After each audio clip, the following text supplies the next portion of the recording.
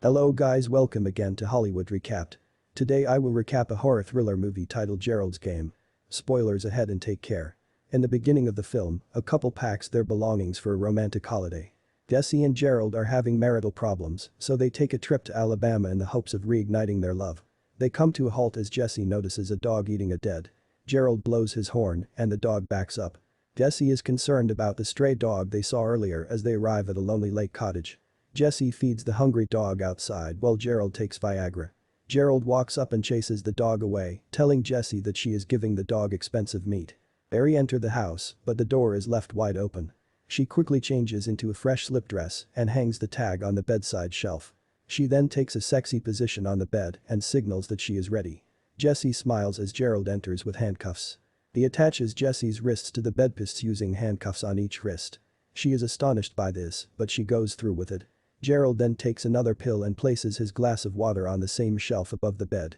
He begins to act out a stranger rape fantasy, asking her to scream for help despite the fact that no one is nearby to hear her scream. She goes through with it half-heartedly at first, but soon becomes uncomfortable and tells him to stop and uncover. He refuses to do so. Then Jesse shouts at him to grind to a halt and Gerald steps back. He goes on to accuse her of not even attempting to rekindle their relationship. Gerald claims that he was only trying to do something more exciting when Jesse tells him that this isn't necessary. Gerald hasn't touched Jesse in months and it's strange enough that he would want this. In the middle of their argument, Gerald suffers a stroke and falls on top of her. It takes Jesse a while to realize he's dead and she pushes him to the floor by accident. She attempts but fails to move the handcuffs up the bedposts, leaving her stuck. She continues to scream wake up, and soon finds a trail of blood around Gerald's head. After a few hours, she hears a sound outside as the sun sets. A stray dog comes in through the open door and Jesse is relieved to see him. The dog begins licking the blood in Gerald's surroundings. And, despite Jesse's best efforts, it bites a chunk out of Gerald's arm and eats it. Gerald immediately sits up and starts talking about and reacting to the missing skin and muscle on his arm. However, Jesse notices that his body is still on the floor. She's clearly hallucinating at this point. Gerald teases Jesse about his erection dysfunction and the reality about their troubled marriage. He then tells her that she has already lost hours by doing nothing. Dehydration and exhaustion are starting to affect her. Jesse miraculously removes a hand from a cuff and manages to break free. She brags to Gerald, but when she turns around, the real Jesse is still handcuffed to the bed. Jesse assures herself, the one who is still trapped, that escaping is simple. Gerald and the fearless Jesse reveal things about herself and Gerald that she has never had the courage to acknowledge. They remind her of the glass of water on the shelf above her bed. She slants the shelf and takes the glass of water from the shelf. She can't get it all the way to her mouth, though. As a result, she puts it back on the shelf. The dog then bites another piece off of Gerald's arm and begins to feed on his body. Jesse's hallucinations remind her of the shelf tag, which she folds into a drinking straw. She takes back the water and drinks it through the straw. She falls asleep after that. It's dark when she wakes up. She notices a tall, deformed and disguised figure holding a bag containing multiple bones and trinkets. She says you're not real as she shuts her eyes. Gerald, on the other hand, appears to indicate that the person is deaf and that he is waiting to take her away. Gerald subsequently begins to refer to Jesse as Mouse. This makes her feel uneasy. This reminded of her father, Tom, who affectionately called her Mouse. He asks her to sit on his lap and masturbates to her as they prepare to watch a solar eclipse. Jessie awakens from her nightmare. Due to a lack of blood circulation in her hands, she suffers from acute cramps. Gerald's body is surrounded by flies. Gerald and Jessie's visions of themselves soon torment her, telling her that she never recovered from her father's assault and that she married a guy who looks exactly like her father.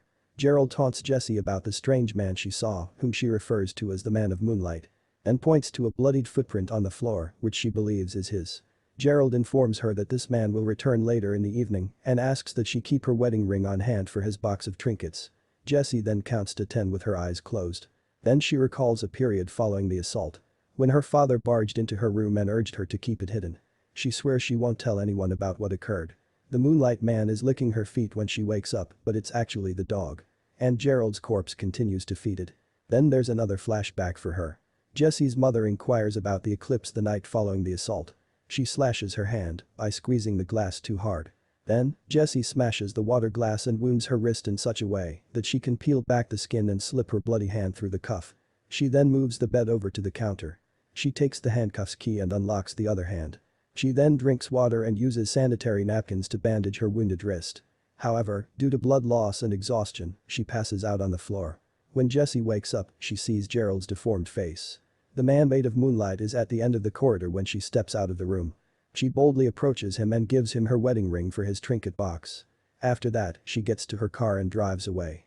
She is unable to keep her eyes open and begins to hallucinate once more. She notices the eclipse and the moonlight man whispers the word mouse in her ear. The car then collides with a tree. People from a nearby house come out to help her after hearing the noise. 6 months later, Jessie writes a letter to herself of 12 years of her struggles.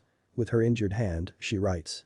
Voiceovers and scenes explain how she pretended to have amnesia about the whole experience of being handcuffed and avoiding awkward questions.